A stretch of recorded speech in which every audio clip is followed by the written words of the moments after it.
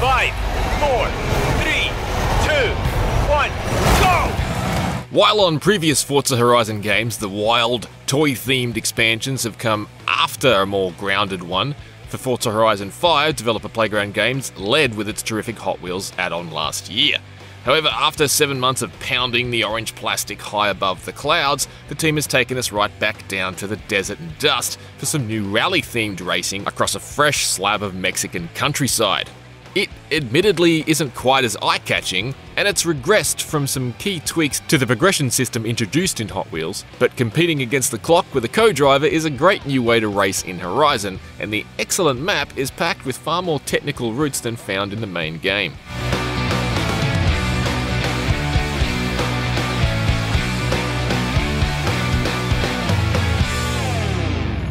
This map, which Playground has dubbed Sierra Nueva, is really the highlight of Rally Adventure, and perhaps deceptively so, considering it's not as immediately distinct from the main game itself as, say, the snowy Blizzard Mountain DLC was from the core Forza Horizon 3 map. There are 6 different environments blended together in Sierra Nueva, and on closer inspection it does effectively look and feel like a separate part of Mexico than what we've been driving around since late 2021. There's new vegetation, and zones like the quarry are unlike anything already in Horizon 5. Sierra Nueva's real strength, however, is its road network. Don't be fooled by the early pop-up that indicates you've only got 32 roads to drive down before you've seen them all. Many of these roads are long and technical, like the guitar solo in Freebird. The best among them are characterized by tighter corners and more hairpins than you'll find on a typical Forza Horizon 5 road. Plus, more bumps and jumps, as well as longer stretches between junctions.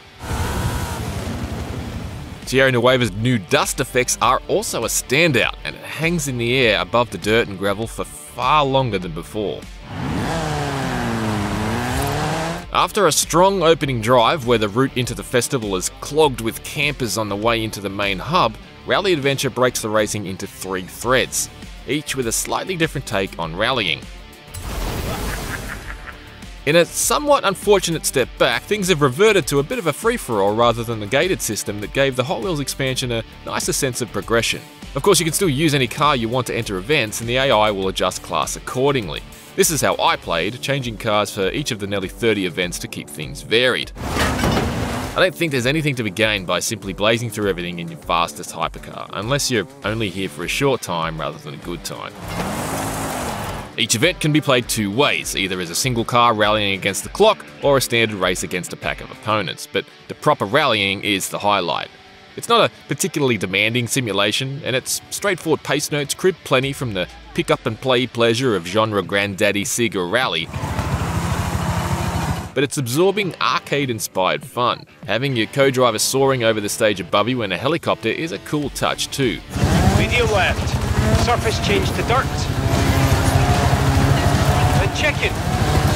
It doesn't just look slick either, it's a smart solution to explain why you're still receiving co-driver audio in single-seater vehicles.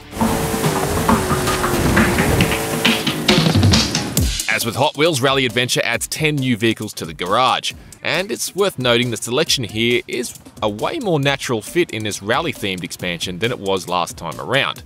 Now, don't get me wrong, because there's some wicked cars that come with Forza Horizon 5 Hot Wheels, especially if you're into supercars named after Australian 24 Hours of Le Mans winners, which bizarrely accounts for 20% of them. However, it's hard to say there's much inherently Hot Wheels about cars Mattel has never made diecast versions of. In Rally Adventure, the curation leans entirely into rallying and off-roading. I'm an enormous fan of the iconic 2001 WRC Ford Focus RS of Colin McRae and Nicky Grist, and it's a perfect fit as essentially the hero car in this expansion. I also love the Hoonigan Beetle, affectionately nicknamed the Scumbug. It's not quick, but lower-powered cars are regularly a lot of fun to use, as it's all about pushing them up to their absolute limit and keeping them there on the brink of losing control in order to maintain your momentum. It's especially serendipitous here, considering the Scumbug was literally built by the Hoonigan team to rally in Mexico, so this is one Baja update that I can definitely get behind. Then flat out!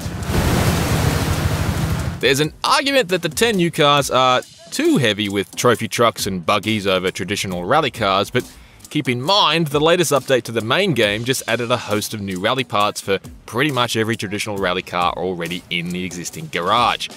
On top of that, the incredibly talented community has whipped up excellent replica liveries for all of them over the past few years.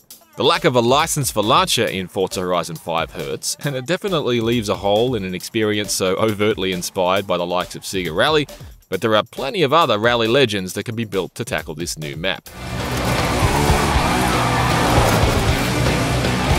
For longtime fans, Forza Horizon 5 Rally Adventure is a bit of a full circle moment for this class-leading racing franchise. After all, the first DLC for the original Forza Horizon was a dedicated rally-themed add-on back in 2012.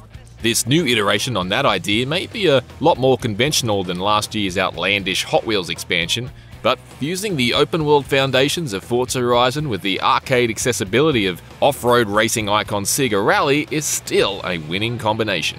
If you're yet to try IGN's 2021 Game of the Year, check out our review of Forza Horizon 5. And if you missed the previous Hot Wheels expansion, cast your eye over our verdict on that one too.